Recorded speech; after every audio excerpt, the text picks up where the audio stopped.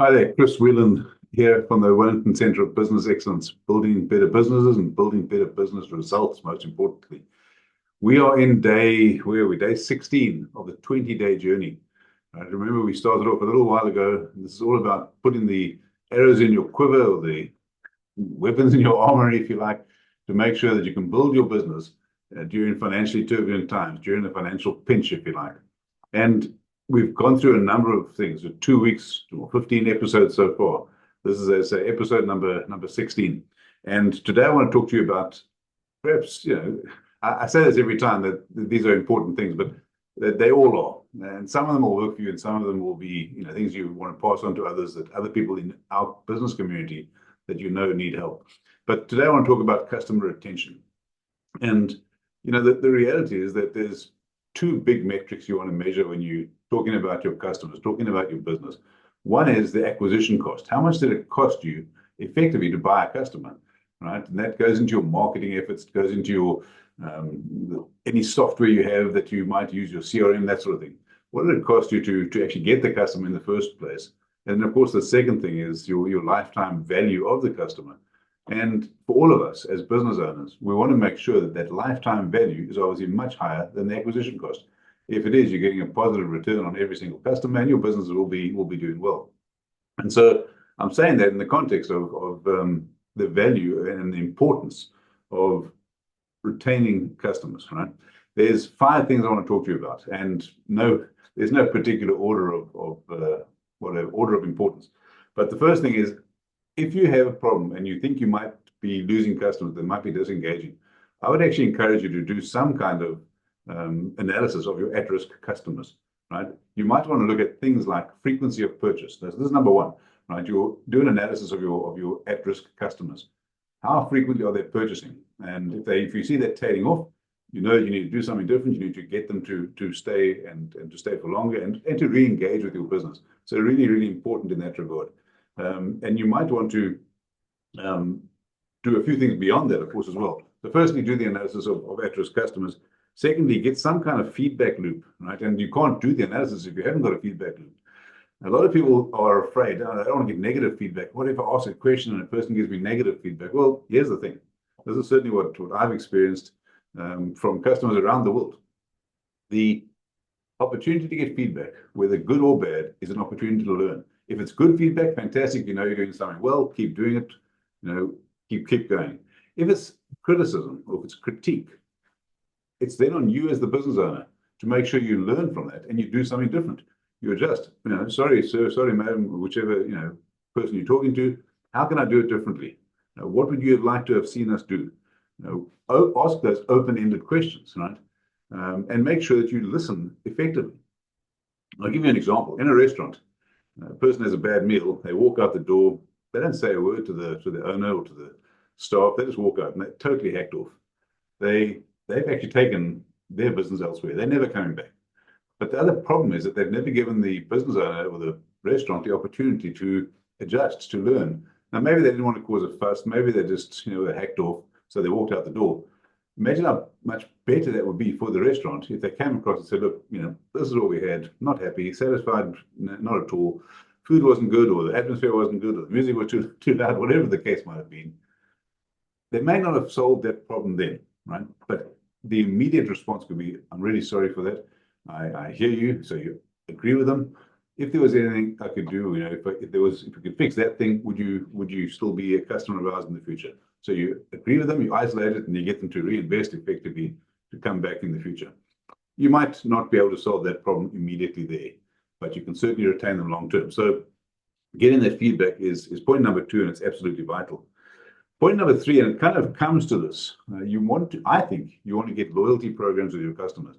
And why do I say that? Right? We're talking about lifetime value. If you have loyal customers, they stay with you for longer, they spend more, they do it more frequently, all of the good things that you know about, it increases the lifetime value. So how do you go about doing that? Well, you might want to offer some kind of incentive. You might want to say, if you shop with us 10 times in a year, the 11th, or 9 times in a year, the 10th time with us, or 10 times, the 11th time is on us, that sort of thing. So it encourages frequency, it encourages loyalty. You might want them to come to your particular service or product rather than going to a different person. So figure out what's in it for them, right? And that's absolutely critical. What's in it for them, and how do you incentivize them to live much more frequently in your store, right? Proverbially. How do you make sure that they are much more loyal to you than they are to anyone else? Now, it's a competitive market, so figure that one out, and I'm happy to have that conversation with you. A level up from that is what I call membership, right? Massively, massively important. So this is point number 4. Get membership going in your business, right? Whether it's a service, whether it's a product. The all-time classic, again, I'm going to pick on restaurants for a second, but the all-time classic, of course, is kids clubs, where the parents sign the kids up for a birthday club. It's a membership of the restaurant, and every time they have a birthday, they get a free ice cream, or they get a coloring in book, or they get something. The kids are wildly excited about it. And of course, the parents come in every time as well, because they have to take the kids. And the kids say, Mom, Dad, please take me there. And that sort of membership, whilst, maybe a little bit facetious, of course, certainly ties the family into that particular restaurant. In the same way, if you're running a plumbing business, make sure you actually have members, right, of your plumbing business. You might want to charge them a retention fee. You might want to say, look, become members of our plumbing club, and as a member, you get a 10% discount each time you buy with us. When we have bathroom specials, we come to you first. We offer them to you. Same with the kitchen. Same with all those sorts of things are very important, because it builds that membership base. And that actually takes me to point number 5. Right? When you have a membership, and even if you don't have a membership, communicate, communicate, communicate. You want to retain your customers, and you're not communicating with them, they're going to be gone. Right? They won't know you exist. Pick again on the say service business, call it a plumbing business. If you've got a database, and if you're in business, you must have a database. If you haven't, talk to me, because we need to fix that problem for you. Right? That's quick and easy to fix. But you've got your database. Talk to them, whether it be picking up the phone, which is fantastic, whether it be sending a newsletter, some kind of value that you're offering to your membership, your database. And I don't mean saying making them offers, come and buy from me. I'm saying, hey, do you know what's going on in the future of heating, for example? Again, talking about a plumber, or gas fitter and drainator. Do you know what's happening in terms of sustainability? Do you know the best way to maximize your investment in your kitchen, or in your bathroom, or in your house? Right? Just give away value to them. Right? Create an interest, so they know when they need something, they come to you. So that's the first thing. Communicate, communicate, communicate. And I've said databases. I've seen so many people that have got hundreds, if not thousands of people on the database, but they're too scared to communicate. That's, writing an email is easy. And again, if you don't know how to do it, come and chat with me, and I'll help you to fix it. We've got plenty of tools to do that for us nowadays.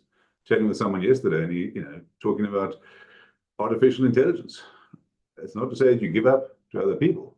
Put your brain and your thoughts into it, and use the tools we've got available. Happy to show that to you. So communicate your database. Is still on the overall point number 5 of communication. Communicate in a social network, on your social media, absolutely essential. And then, of course, get out there, talk to your clients, right? Network with them. Go for, play golf if you need to play golf. Go for a hike. Build your community, right? So communicate, communicate, communicate. That's point number 5. I've said 4 other points. Identify your at-risk customers. Make sure you're doing something for them. Get a feedback loop going. Build loyalty programs. And of course, as I say, if you can get the membership thing going, even better.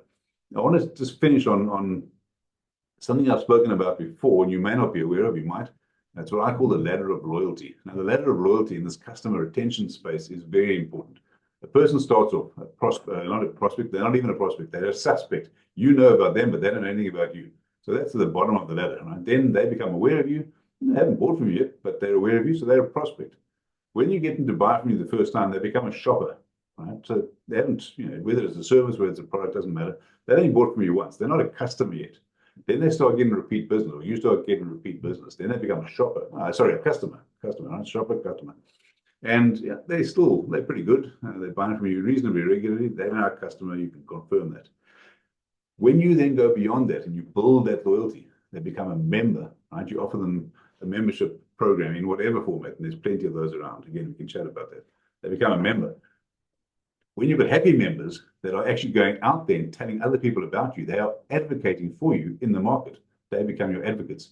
Now, that's fantastic. You get that, your business is going to boom. I would go one step beyond that if I was you, though. I want raving fans. I want people to go out there, and they're just telling everyone, go to speak to Chris or go to speak to Joe if that's your name. He or she is fantastic, right? That's the ones you want. So look, have a fantastic day. Enjoy the video. I'll see you again tomorrow.